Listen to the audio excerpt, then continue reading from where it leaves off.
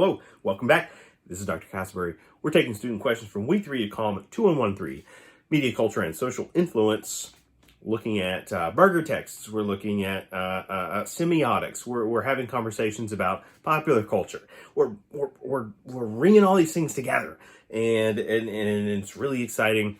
But you know, it can be distancing too, right? This is as opposed to the message board, it's a very labyrinthine course. Like semiotics, it's deceptive. There is that surface level way you can pass through this course. Literally, you can pass it, and then there's the deep cut version, right? And it's when you're kind of trying to explore each of these little subsections of what we're getting into. And that's the give and take, right? We just have to accept that as the rules of the game, as the plot conventions, right? The narrative conventions of the genre conventions and tropes of an accelerated course is what you're able to pick up in a faster sweep through something versus what could have been, right? What could have been, where all we could have also gone by slowing things way down. But it's okay. It's okay. And the virtue here is, you have access to these materials. You can revisit these course texts in the future. Now, you can revisit these lectures or visit them for the first time, right? as the viewership count suggests, right? That this is supplemental material to aid us, to help us in our journey. Do we all accept the challenge, right? And that's it's not a universal expectation or anticipation that we're all taking in these materials, and that's why sometimes it's understandable that they're a little bit off from our normal course cycle. I want to jump into questions from Michelle, all right, challenging us.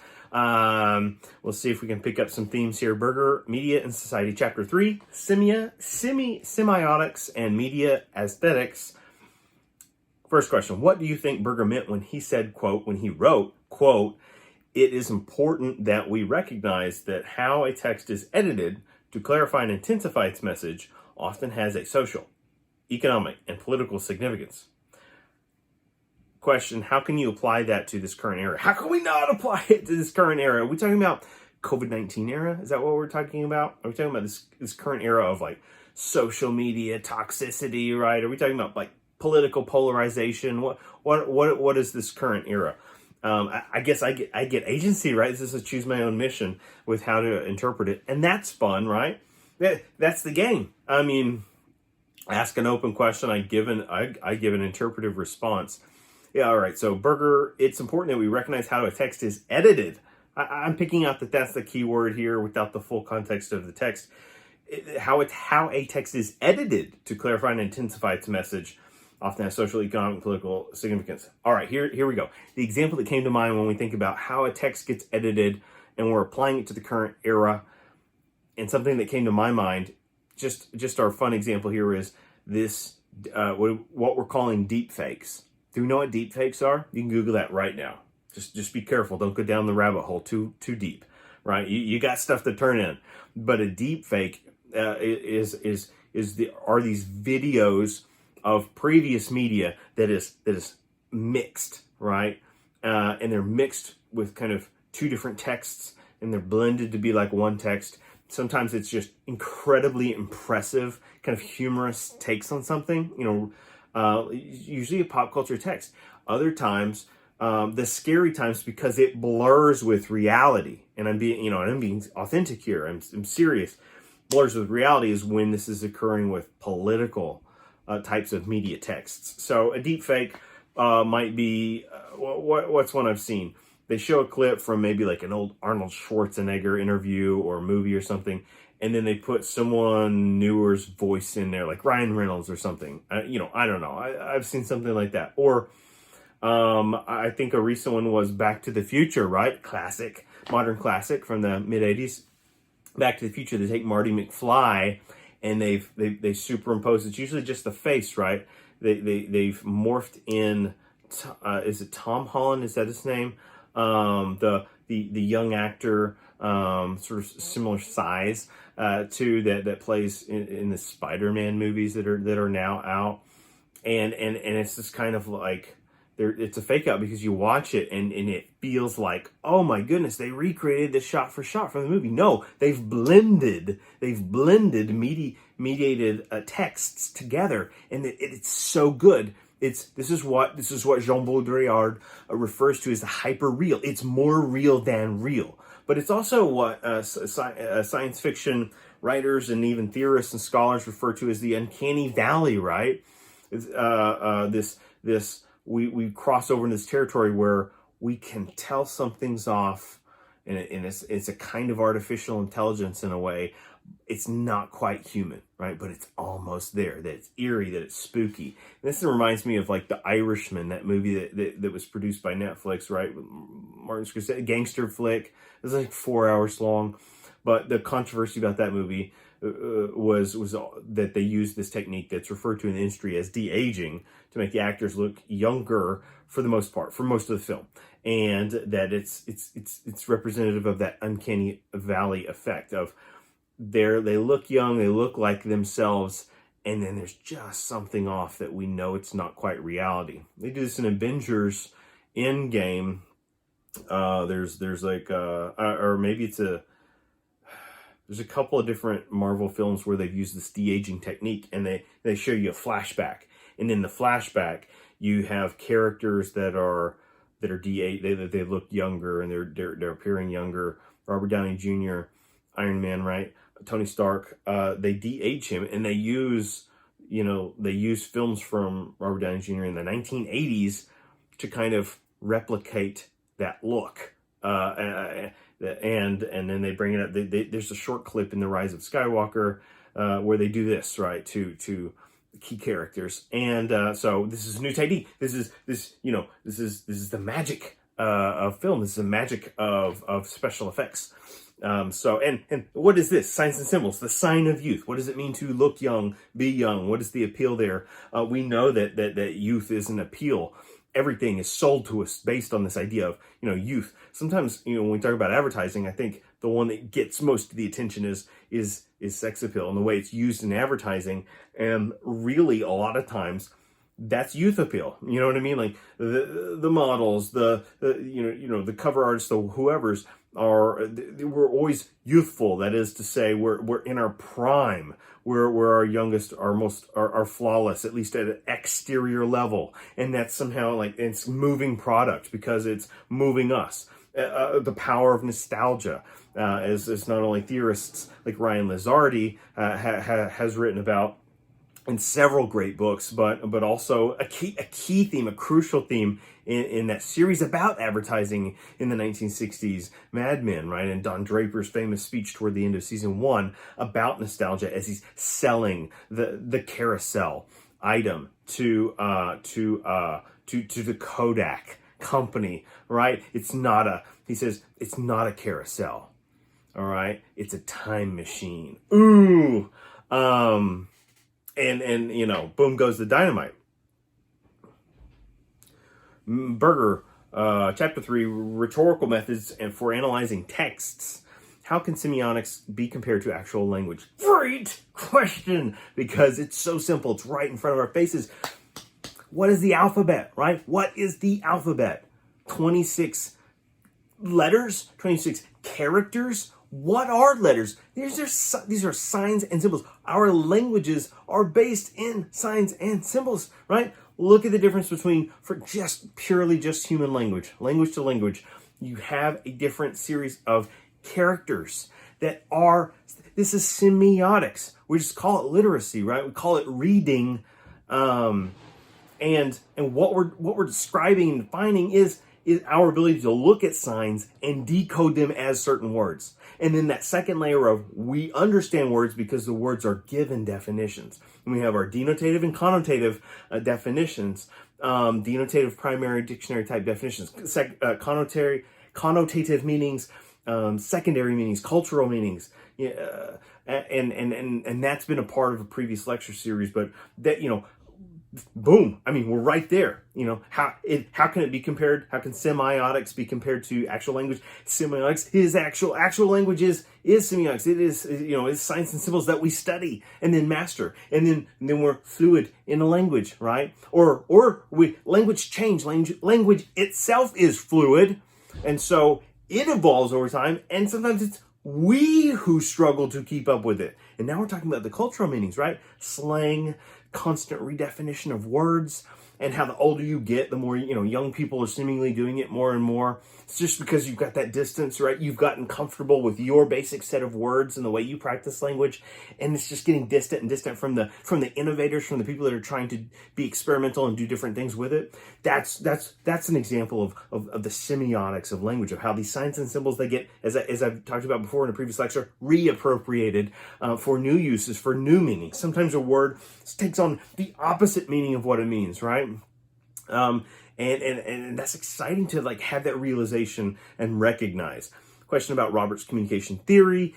In the Hunger Games, do semiotics signify anything similar to real life situations? Why or why not? Are we being coy here?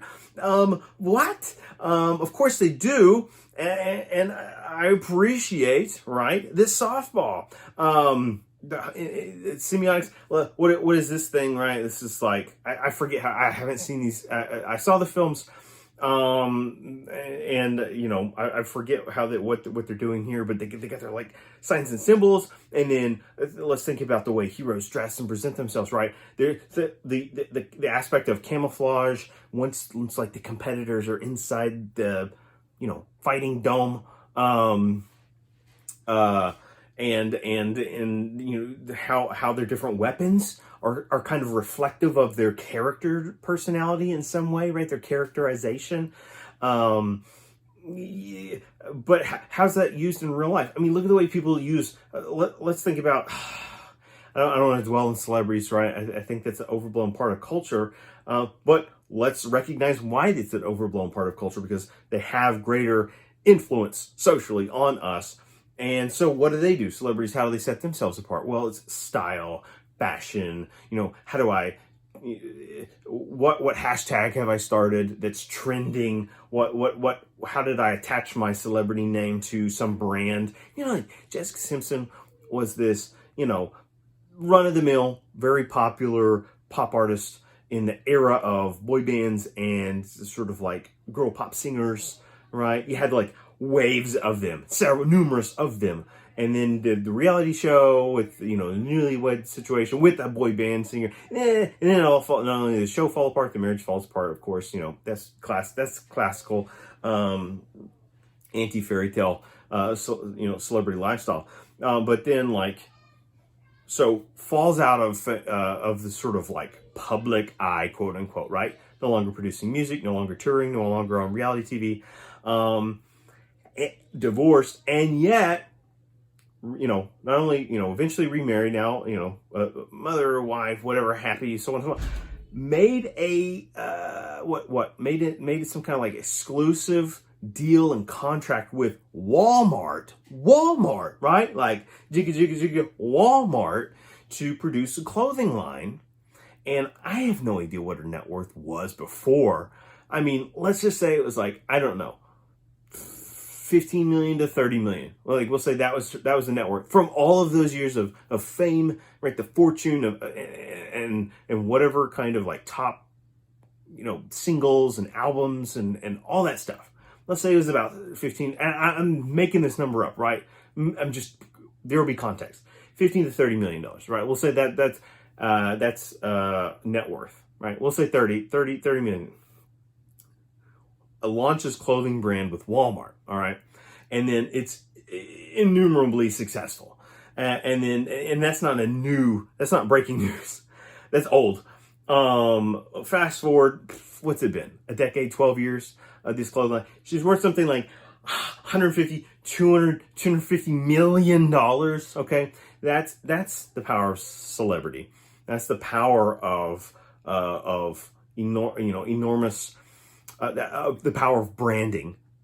that is absolutely like an ice cap symbol of branding. And what is that about? And what is branding? Branding's rooted in signs and symbols. Branding is rooted in semiotics. Advertising is rooted in semiotics. So if you're hanging with us in the comm major, we're not done, baby. We're going to keep going with semiotics as we look at the advertising side of communication and media and ethics, and we're going to get some deeper cuts, and that's exciting. Students get on working through semiotics. Hey, it's not everybody's cup of tea. That's great.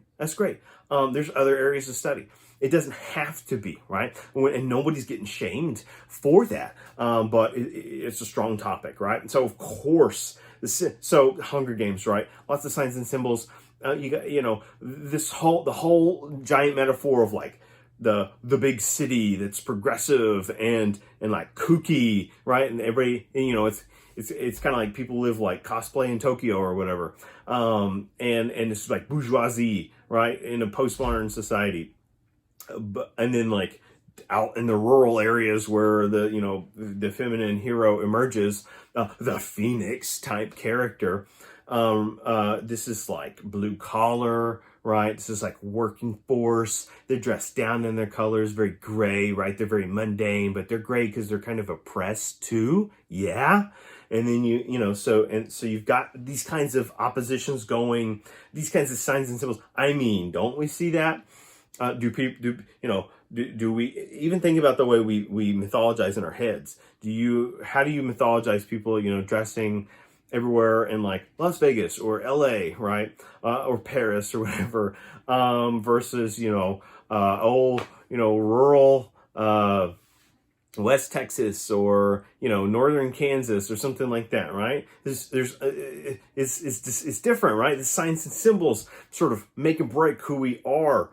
We absolutely endless applicability to everyday life. What does Roberts mean when she says, quote, symbols can shape history and tend to endure after those who helped develop them move on? Can you give real life examples? Sure. Star Wars. Before I get cut off, right? No, wait a minute. Star Wars. That's fake news, sci-fi, children's fare, whatever, multi-billion-dollar franchise and just a top global brand. But George Lucas, right? The creator of Star Wars, a lot of accidental brilliant things he stumbled upon, but then made it innumerable